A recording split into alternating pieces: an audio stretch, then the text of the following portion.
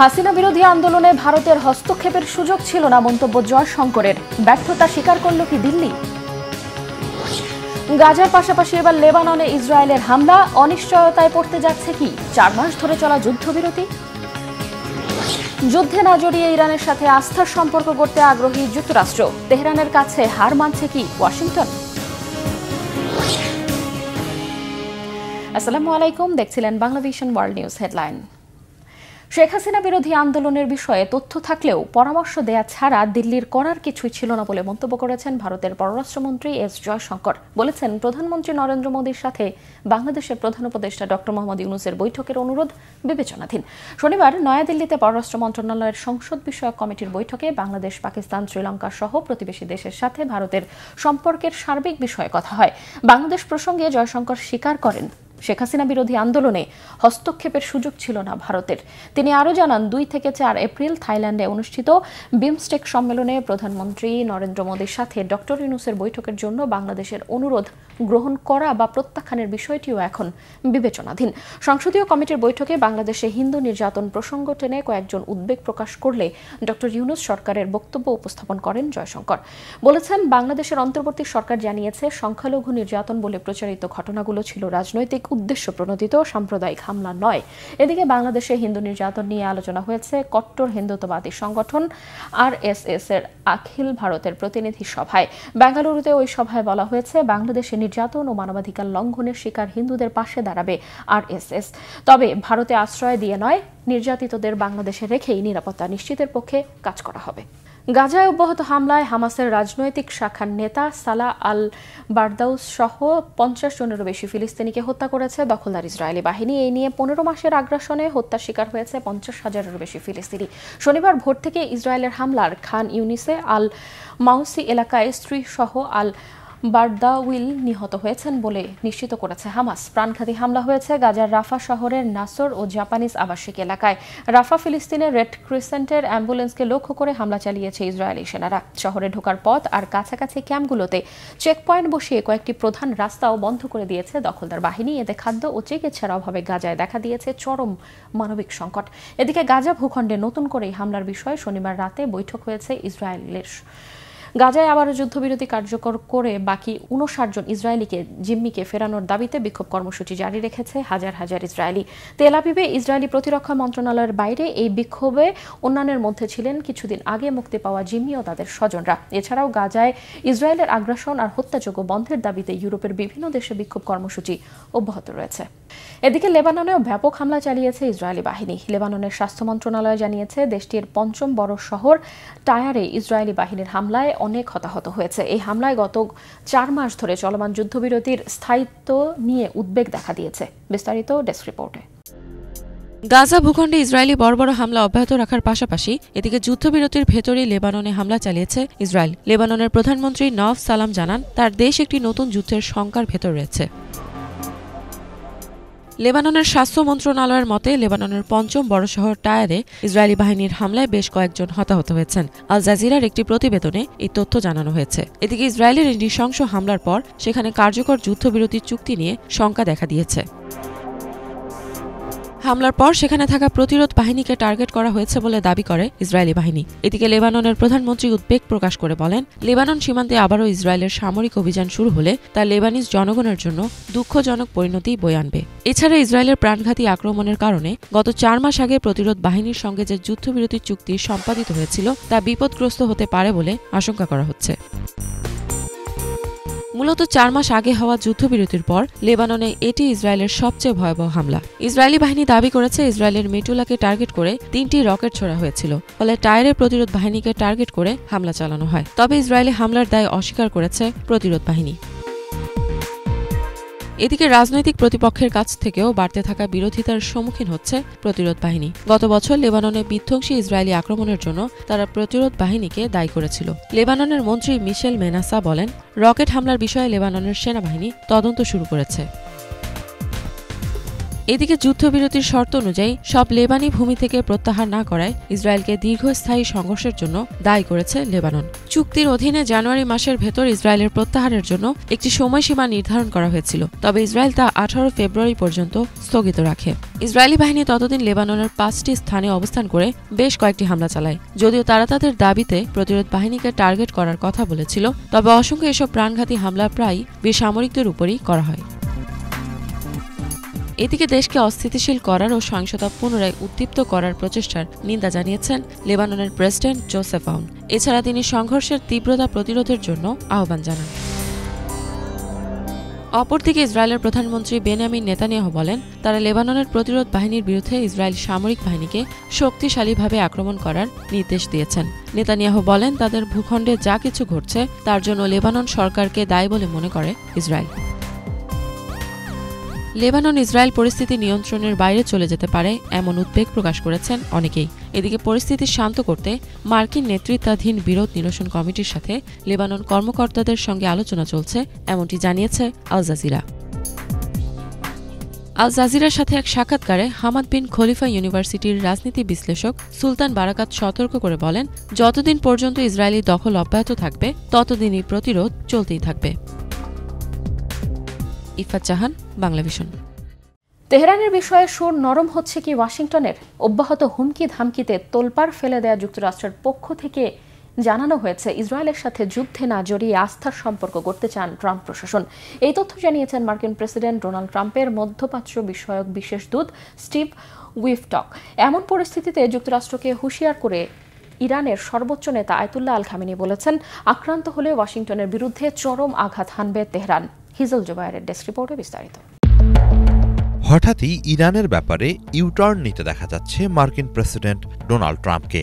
Iran পরমাণু অস্ত্র বানানোর পথে হাঁটছে, এই অভিযোগে ক্ষমতায় বসার পর থেকেই দেশটির পারমাণবিক স্থাপনাগুলোতে হামলার ব্যাপারে হুমকি জানিয়ে আসছিলেন তিনি। ট্রাম্প প্রশাসনের এই মধ্যপ্রাচ্য নীতিকে বিশৃঙ্খল পদক্ষেপ হিসেবে আখ্যায়িত করছেন অনেক বিশ্লেষক। তাদের মতে এতে করে পুরো মধ্যপ্রাচ্যই নতুন করে অস্থিতিশীল হয়ে পড়বে।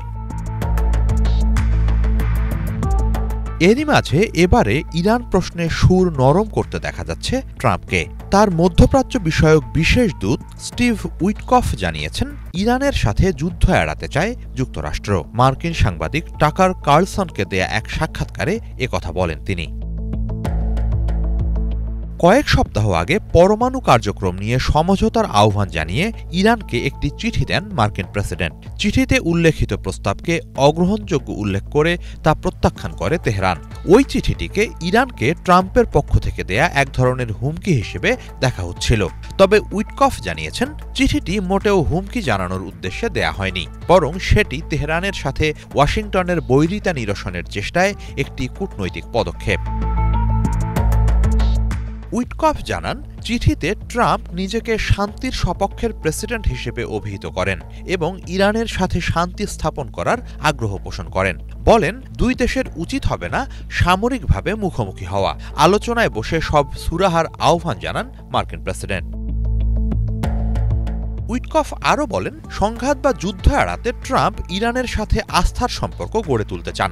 সামরিকভাবে তেহরানের চেয়ে এগিয়ে থাকলেও কূটনৈতিকভাবে সমাধানে পৌঁছাতে আগ্রহী তিনি। উইটকফ ও ইসরায়েলি গণমাধ্যম টাইমস অব ইসরায়েল জানায়, তেহরানকে দেয়া ট্রাম্পের ওই চিঠিতে দুই দেশের মধ্যে আস্থার সম্পর্ক গড়ে তুলতে ইরানের পরমাণু কার্যক্রম যে নিরাপদ তা যাচাইকরণের প্রস্তাব দেন ট্রাম্প। একই সাথে পশ্চিমাদের কঠোর সব নিষেধাজ্ঞার বেড়াজাল ডিঙিয়ে মহান একটি জাতি হিসেবে পুনরায় ইরানকে আন্তর্জাতিক মঞ্চে তুলে আনার কথাও বলা হয়। এসব নিয়ে মধ্যস্থতাকারীদের মাধ্যমে আলোচনা এগিয়ে নেয়ার আগ্রহ জানান মার্কিন প্রেসিডেন্ট। দুই দেশ গোপনে নানা মাধ্যমে আলোচনা করছে বলেও জানান উইটকফ। সম্প্রতি যুক্তরাষ্ট্রকে হুমকি জানিয়ে বক্তব্য দেন ইরানের সর্বোচ্চ ধর্মীয় নেতা আয়াতুল্লাহ খামেনি। তার ওই বক্তব্যের পরই উইটকফের সাক্ষাৎকারটি প্রকাশ্যে এলো। বক্তব্যে খামেনি ট্রাম্পকে উদ্দেশ্য করে বলেন, যারা ইরানের ক্ষতি করার চেষ্টা করবে তাদের জোরালো চপেটাঘাত করা হবে। তেহরান কোনো ছাড় দেবে না বলে হুঁশিয়ারি জানান তিনি। এদিকে ইরানে হামলার হুমকি নিয়ে ট্রাম্পকে উপহাস করেছেন দেশটির নৌবাহিনীর প্রধান রিয়ার অ্যাডমিরাল শাহরাম ইরানি। ট্রাম্পের হুমকিকে বাজে ও অন্তঃসার শূন্য অভিহিত করে তিনি বলেছেন, ভয়ভীতি দেখিয়ে কখনোই ইরানকে পদানত করা যাবে না। শত্রুদের এ ধরনের বিভ্রম পরিত্যাগ করা জরুরি। ইরানের নৌবাহিনী যুদ্ধের জন্য প্রস্তুত এবং যে কোনো হুমকি নিশ্চিহ্ন করতে সক্ষম বলে সতর্কতা জানান তিনি। হিজল জোবায়ের, বাংলা ভিশন। বিশ্বের দেশে দেশে মসজিদ নির্মাণে মোটা অঙ্কের অর্থায়ন করা সৌদি আরব এবার অপ্রত্যাশিতভাবে হোঁচট খেয়েছে বুরকিনা ফাসোয়। 200টি মসজিদ নির্মাণে সৌদির দেয়া প্রস্তাব প্রত্যাখ্যান করে এর ব্যাখ্যা দিয়েছেন বুরকিনা ফাসোর প্রেসিডেন্ট ইব্রাহিম ট্রাওরে। কেন মসজিদ নির্মাণে আগ্রহী নন তিনি? বিস্তারিত মীর ফজলে রাব্বির ডেস্ক রিপোর্টে। আফ্রিকার দারিদ্র্যপীড়িত দেশগুলোতে চকচকে মেঝে, সুউচ্চ মিনার ও দামি পাথর দিয়ে তৈরি এমন জাঁকজমকপূর্ণ মসজিদ দেখে হয়তো খটকা লাগে অনেকেরই। তবে এসব মসজিদের বেশিরভাগই এই দেশগুলোর নিজস্ব অর্থায়নে তৈরি নয়। এসব মসজিদ নির্মাণের জন্য মোটা অঙ্কের অর্থায়ন করে থাকে সৌদি আরব সহ মধ্যপ্রাচ্যের ধনী রাষ্ট্রগুলো। অর্থ ও সম্পদের প্রাচুর্যতে ভরা সৌদি আরব বিশ্বের বিভিন্ন দেশে আইকনিক মসজিদ নির্মাণের জন্য অর্থায়ন করে থাকে। গরিব দেশগুলোতে অন্যান্য বিভিন্ন খাতে সহায়তার সুযোগ থাকলেও কেন মসজিদ নির্মাণ করা হয় সেটি নিয়েও প্রশ্ন তুলে আসছেন অনেকে। এবার সেই বিতর্ককে আবারও সামনে নিয়ে আসলো পশ্চিম আফ্রিকার একটি দেশ।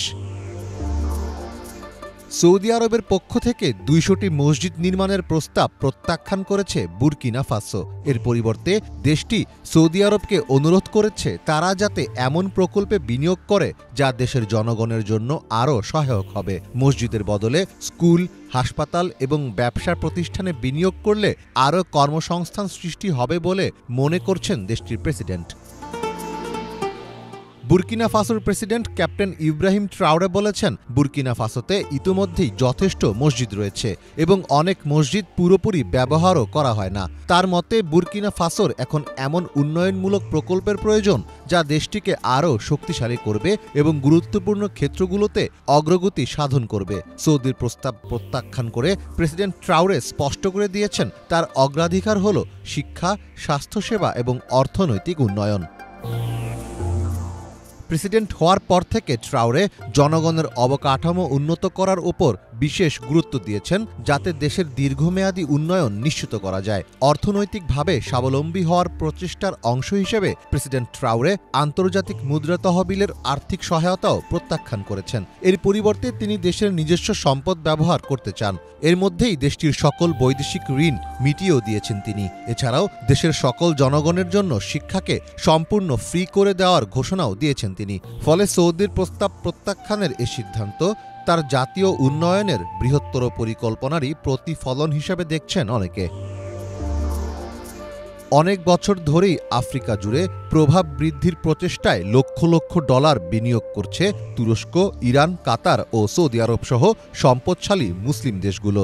গত 4 দশকে আফ্রিকার 25টি দেশে 100টিরও বেশি মসজিদ এবং শিক্ষা প্রতিষ্ঠান নির্মাণে অর্থায়ন করেছে তুরস্ক।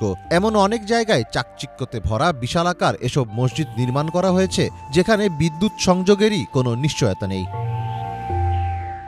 আফ্রিকার মুসলিম দেশগুলোতে ধর্মীয় সহিংসতা একটি গুরুতর সমস্যা। বিভিন্ন মতধারায় বিভক্ত মুসলিমদের মধ্যে আদর্শগত দ্বন্দ্বের জেরে জন্ম নিচ্ছে উগ্রপন্থার। ফলে এসব দেশের নিজস্ব ধর্মীয় প্রভাববলয় তৈরি করতে ধনী মুসলিম দেশগুলো মসজিদ নির্মাণে অর্থায়নের প্রতিযোগিতা করছে বলেও মনে করছেন অনেকে। মীর ফজলে রাব্বি, বাংলা ভিশন। পৃথিবীর সবচেয়ে সুখী দেশের তালিকায় এবছর প্রথম স্থান ধরে রেখেছে ফিনল্যান্ড। বছরের পর বছর ধরে দেশটির এই শীর্ষস্থান ধরে রেখেছে। কি এমন বিষয়ে ফিনল্যান্ডবাসীকে সবার থেকে আলাদা করেছে? সুখী দেশের তালিকায় ফিনল্যান্ডের প্রথমে থাকার রহস্য উদ্ঘাটনের চেষ্টা করে চমকপ্রদ কিছু বিষয় তুলে এনেছেন গবেষকরা। বিস্তারিত শহীদ আরাফাতের ডেস্ক রিপোর্টে। ফিনল্যান্ড 3,38,145 বর্গ কিলোমিটার আয়তনের উত্তর ইউরোপের একটি দেশ। 50 লক্ষাধিক মানুষের বসবাসরত দেশটিকে পৃথিবীর সবচেয়ে সুখী দেশের তালিকায় 1 নম্বরে রাখা হয়। শুধু ফিনল্যান্ড নয়, নর্ডিক দেশগুলোর মধ্যে সুখী দেশের তালিকায় আধিপত্য দেখা গেছে ডেনমার্ক, আইসল্যান্ড এবং সুইডেনেরও। পৃথিবীতে এত এত দেশ থাকতে ফিনল্যান্ডকে কেন সবচেয়ে সুখী বলা হয়? কি এমন রহস্য লুকিয়ে আছে দেশটির সুখী হওয়ার পেছনে? মনোবিদদের মতে সুখ হচ্ছে একটি অনুভূতি যা তৃপ্তি, ভালোবাসা, আনন্দ বা উচ্ছ্বাস দ্বারা নিয়ন্ত্রিত হয়। এই সুখের জন্য অর্থনৈতিক সাফল্য যেমন প্রয়োজন, তেমনি সামাজিক সংযোগ এবং সমাজ ও মানুষের মধ্যে একটি দায়িত্বশীল আচরণ থাকা প্রয়োজন। অর্থনৈতিক সাফল্যের দিক থেকে চিন্তা করলে চীন বা যুক্তরাষ্ট্রের মতো দেশকে সুখী দেশের তালিকায় আরও উপরে রাখা যেতে পারত। কিন্তু কেন ফিনল্যান্ড? ফিনল্যান্ডের মানুষ সুখী হওয়ার জন্য বেশ কিছু চর্চা করে থাকেন। মানুষের সরল জীবনধারার প্রতি ভালোবাসা রয়েছে। সেখানে মানুষ অযথা সম্পদ বা খ্যাতির পেছনে ছোটে না, বরং প্রকৃত গুরুত্বপূর্ণ বিষয়গুলোর দিকে মনোযোগ দেয়। তারা মনে প্রাণে বিশ্বাস করে সুখী হওয়ার জন্য মানসিক দৃঢ়তা ও সহনশীলতা থাকা প্রয়োজন। প্রকৃতির সাথে সময় কাটানো তাদের অন্যতম একটি চর্চা। শীত কিংবা গ্রীষ্ম মানুষ প্রকৃতির সাথে সময় কাটাতে পছন্দ করে। বিশ্বাস করে সুখ দেখিয়ে বেড়ানোর বিষয় না। ফিনল্যান্ডের মানুষ নীরবতা খুবই গুরুত্বের সঙ্গে বিবেচনা করে।